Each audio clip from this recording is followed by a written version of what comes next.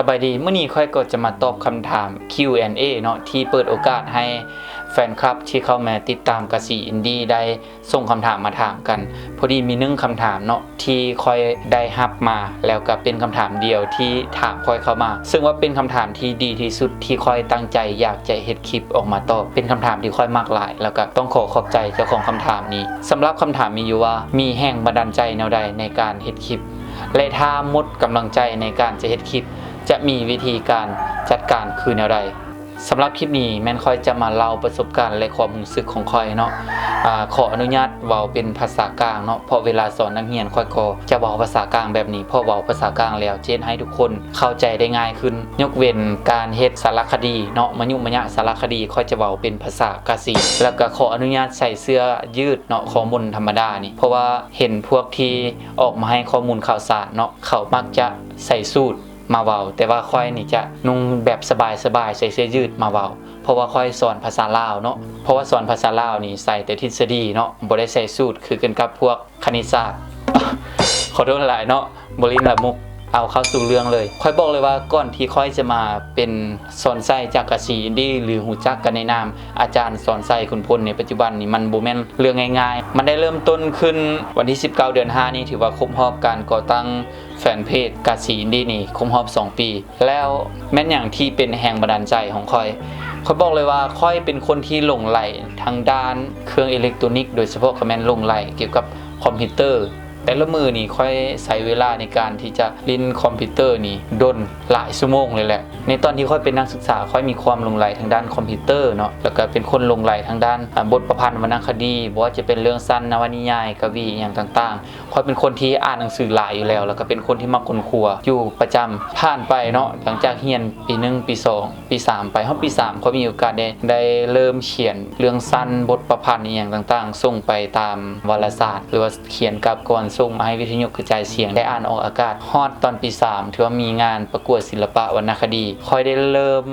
กำกับบทละครเวทีเป็นเทื่อทำอิฐให้กับวิทยาลัยเนาะได้ขึ้นโซหลังจากนั้นก็ฮอดปี4ค่อยก็มีโอกาสเฮ็ดบทละครเวทีนั้นอีกแล้วก็มีการฝึกฝนในการเขียนกาบกรบทเรื่องสั้นอย่างต่างๆมาโดยตลอดบอกเลยว่าตอนที่ค่อยเรียนนั้นค่อยจบออกมาแล้วค่อยได้คะแนนอันดับ1เนาะอันดับ1ของรุ่นมีคะแนนทั้งหมดอยู่ 3.78 ค่อยคิดว่าสิ่งที่พ่อแม่ค่อยสอนมาในอดีตว่าตั้งใจเรียนเก่งเด้อสิ่งใดจบออกมาเป็นเจ้าเป็นนายค่อยคิดว่าคำเว้าตัวนี้น่ะจะเฮ็ดให้ค่อยประสบผลสำเร็จค่อยจบออกมาค่อยก็วาดฝันว่าเส้นทางของค่อยนี่มันต้องดีแน่นอนด้วยความรู้ความสามารถนี่ของเฮาที่เฮาเรียนมา4ปีแล้วก็ใบคะแนนเนาะใบประกาศนียบัตรเจ๊แน่ค่อยนี่ประสบผลสำเร็จแล้วก็มีชีวิตที่ดีแต่หลังจากนั้นค่อยก็ได้เข้าเริ่มบรรจุเข้าไปสอนเพราะว่าค่อยเรียนจบสายครูภาษาลาววรรณคดีในปีนั้นเองก็ถือว่าบ่มีทุนรัฐกรภาษาลาวเข้ามาจังเฮ็ดให้ค่อยนี่เริ่มมีความท้อเลยคิดว่าอยากจะเอาความรู้ความสามารถเฮานี่ไปเฮ็ดอย่างอื่นจะได้บ่หรือว่าเฮาจะไปเฮ็ดอย่างอื่นบ่เพราะว่าถ้าว่าเป็นครูอาสานี่เพิ่นก็บอกว่าการเป็นอาสานี่ก็บ่ฮู้ว่ามื้อใดจะได้หรือว่ามื้อใดจะมีทุนคิดว่าจะเฮ็ดหยังบ่จะออกจากจุดนี้บ่แต่ถามแต่ตัวเองถามคือว่าเฮาฮักมักทางด้านนี้เฮาฮักมักทางด้านการสอนหนังสือเฮาฮักเด็กน้อยเฮามักในการที่จะถ่ายทอดความรู้ประสบการณ์เฮามักในการที่จะอยู่อ้อมหอบด้วยเด็กน้อยนักเรียนเนาะการได้อยู่อ้อมด้วยเด็กน้อยนักเรียนเฮ็ดให้เฮามีกำลังใจที่จะสู้คล้ายๆว่าเฮานี่ถูกอ้อมหอบด้วยพลังงานบางอย่างด้วยความรู้ความสามารถที่เฮามีค่อยอยากที่จะสอนให้คนนี่รู้จักภาษาลาวนี่ให้มันหลายขึ้นอยากให้คนนี่มีความรู้มีพื้นฐานทางด้านภาษาลาวแล้วอยากให้คนลาวนี่เข้าใจภาษาแม่ภาษาของตนเองค่อยจึงได้เริ่มค้นคว้าเลยว่าเฮาจะเฮ็ดแนวใดเฮาเป็นเพียงครูอาสาเนาะเงินเดือนก็บ่มีถ้าว่าเฮาสอนตอนนี้เฮาก็บ่เพียงแต่ว่าสอนนักเรียนอยู่ในขอบเขตที่มันจำกัดเฮาไปสอนนักเรียนอยู่ขอบเขตชนบทเป็นขอบเขตที่ห่างไกลซอกลีกในตอนที่ค่อยเข้าไปสอนเฮาพอเพียงแต่สามารถสอนนักเรียนมื้อนึงก็เฉลี่ยแล้วเนาะถ้าว่าสอน2ห้อง3ห้องก็ชึกอยู่50 60 70 80คนประมาณนี้แล้วเฮาจะเฮ็ดแนวใดให้ความรู้ความสามารถของเฮาได้แพร่หลายกว้างไกลออกไปให้คนได้รู้จักในตอนนั้นเองนี่ก็ค่อยสังเกตเห็นว่าคนที่เข้ามาเสพข่าวมาอ่านประเภทบทกลอนอีหยังต่างๆนี่อ่านหนังสือคนลาวอ่านหนังสือนี่จำนวนน้อยลงแต่เขามาเสพข้อมูลข่าวสารจำพวกที่มันมีรูปภาพมันมีสื่อที่มันน่าดึงดูดใจเป็นวิดีโอเป็นการเล่าเรื่องอีหยังต่างๆมันเฮ็ดให้คนนี่เสพข้อมูลข่าวสารตัวนั้น หลายกว่ารูปภาพธรรมดาค่อยใส่โทรศัพท์เพียงเครื่องเดียวจากประสบการณ์การสร้างละครเวทีของค่อยก็เลยคิดว่าจะหาโปรแกรมตัดต่อมาตัดต่อวิดีโอเนาะค่อยนี่เป็นคนที่ว่าบ่มีพื้นฐานบ่ได้เรียนเกี่ยวกับคอมพิวเตอร์แต่ซื้อคอมพิวเตอร์มาแล้วเอามาลิ้นมา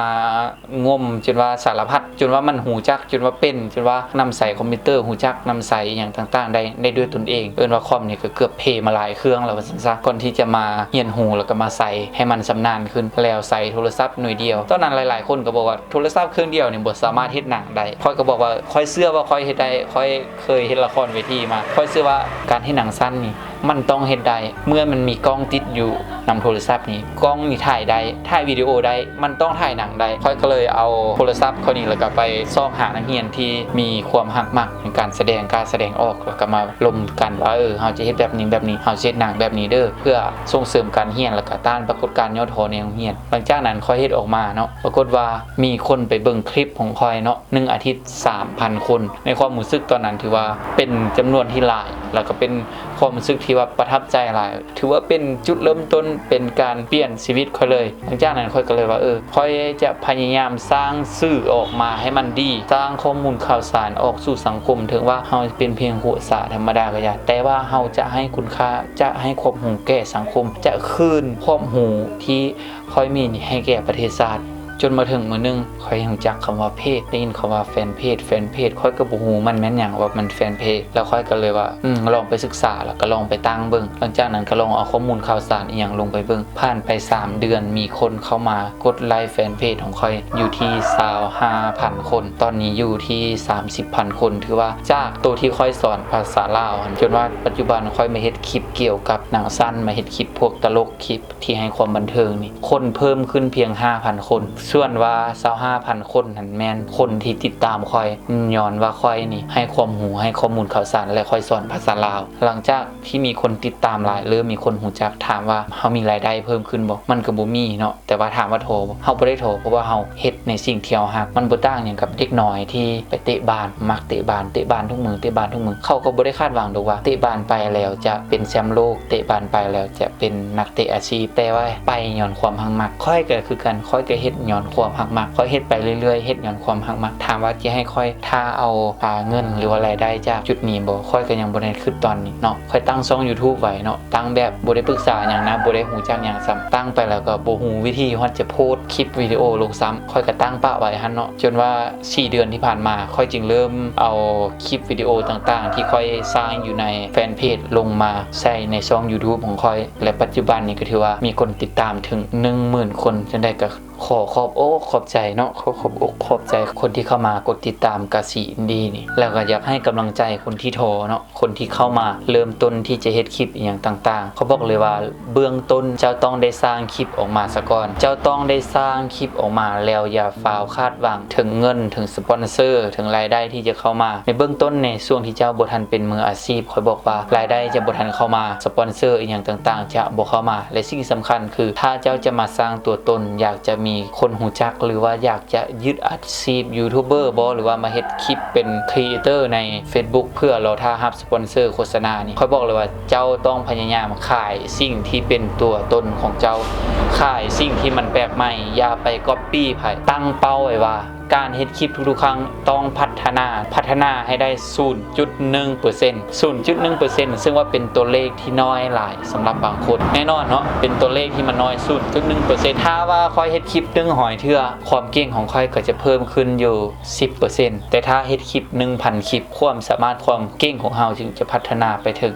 100% คนที่มันเก่งแท้ๆนี่เขาก็บ่ได้ว่าจะเก่งตั้งแต่เริ่มต้นแต่เกิดจากการฝึกฝนการพัฒนาปัจจุบันนี้มีหลายๆคนมาถามค่อยว่าค่อยอยากจะสร้างตัวตนในโลกออนไลน์อยากจะมีรายได้จาก YouTube แล้วมาถามค่อยว่าเจ้ามีเคล็ดลับแนวใดเจ้ามีวิธีแนวใดบอกตามตรงเนาะจากประสบการณ์ของค่อยเคล็ดลับของค่อยวิธีของค่อยมีวิธีอยู่แต่ค่อยจะพยายามเอามาสอนเอามาถ่ายทอดให้แต่ละคนเทื่อละเล็กเทื่อละน้อยเนาะเพราะว่าทุกๆคลิปที่ค่อยเฮ็ดไปค่อยได้มีการมาวิเคราะห์เบิ่งอีกว่าการเฮ็ดคลิปตัวนี้เป็นอย่างได้คนกดไลค์หลายการเฮ็ดวิดีโอตัวนี้เนาะการเฮ็ดหัวข้อแบบนี้มีคนมากดแชร์หลายการเฮ็ดคลิปแบบนี้มีคนมาคอมเมนต์หลายแล้วก็การสร้างรูปแบบนี้มันสร้าง างจุดดึงดูดความสนใจการเฮ็ดหน้าปกคลิปแบบนี้บรรยายแบบนี้หรือปล่อยคลิปช่วงนี้มีคนเบิ่งแนวใดค่อยมีการวิเคราะห์ทุกๆครั้งเพื่อที่ค่อยจะนำเอาความรู้นำเอาข้อมูลข่าวสารเหล่านี้มาสอนให้กับทุกๆคนขอเพียงแต่ว่าทุกๆคนที่อยากเข้ามาเริ่มต้นเฮ็ดต้องหาสิ่งที่มันฮักแล้วก็ต้องหาความแตกต่างของตนเองเฮ็ดในสิ่งที่มันแตกต่างจากคนอื่นที่เขาเฮ็ดอยู่แล้วเจ้าจะมีโอกาสที่ว่าบูมได้ไวเนาะถ้าว่าเจ้าเฮ็ดในสิ่งที่แตกต่างเนี่ยเจ้าอาจจะถึกหัวขวัญเนาะหรือว่าจะได้รับการคอมเมนต์จากคนอ้อมข้างหรือถึกคนอ้อมข้างวิพากษ์วิจารณ์สิ่งนั้นแหละจะเป็นแรงบันดาลใจให้เจ้าในการที่จะเฮ็ดคลิปต่อไปแต่ถ้าบางคนนี่รับคำวิจารณ์บ่ได้ก็ท้อแท้แล้วก็แพ้ไปคือเพิ่นว่าแหละอ่อนแอก็แพ้ไปบางคนได้รับคำวิจารณ์น้อยเดียวหรือว่าถือคนคอมเมนต์คำลบน้อยเดียวนึงก็รับบ่ได้ก็ถือว่าเจ้าก็มีโอกาสยากที่จะมามีตัวตนอยู่ในโลกออนไลน์เพราะค่อยบอกเลยว่าการเฮ็ดคลิปประเภทนี้เนาะถ้าว่าเฮ็ดออกมา1คลิปนี่มีคน3คนเบิ่งจะถูกใจผู้นึงบ่ถูกใจ2คนก็มีหรือถูกใจ2คนบ่ถูกใจผู้นึงก็มีลองถามตัวเองเบิ่งว่าปัจจุบันนี้เจ้าเฮ็ดมันหลายพอหรือยังเจ้าเฮ็ดมันดีพอหรือยังแล้วเจ้าจึงค่อยคาดหวังผลลัพธ์ที่จะตามมามันจะบ่มีความล้มเหลวตราบใดที่เจ้าบ่ล้มเลิกคือคำสุภาษิตเพิ่นกล่าวไว้ว่าผู้ชนะบ่เคยท้อถอยส่วนผู้ท้อถอยบ่เคยชนะเพราะว่าความสำเร็จมีแม่ของมันแม่ของความสำเร็จนั่นก็คืออุปสรรคความล้มเหลวสำหรับคลิปนี้ข้อยก็ต้องขอบใจทุกๆคนที่เข้ามาเบิ่งจนจบข้อยเชื่อว่าสำหรับใครที่เบิ่งคลิปนี้จนมาถึงจุดนี้ความสำเร็จอยู่บ่ไกลจากเจ้าดอกข้อยเชื่อว่าเจ้าก็ต้องเฮ็ดได้บ่ว่าฝันของเจ้าแม่นหยังเบิ่งมันให้เลิกลงไปมันเฮ็ดมันทุกๆวันเวลาเท่านั้นจะบอกสบายดี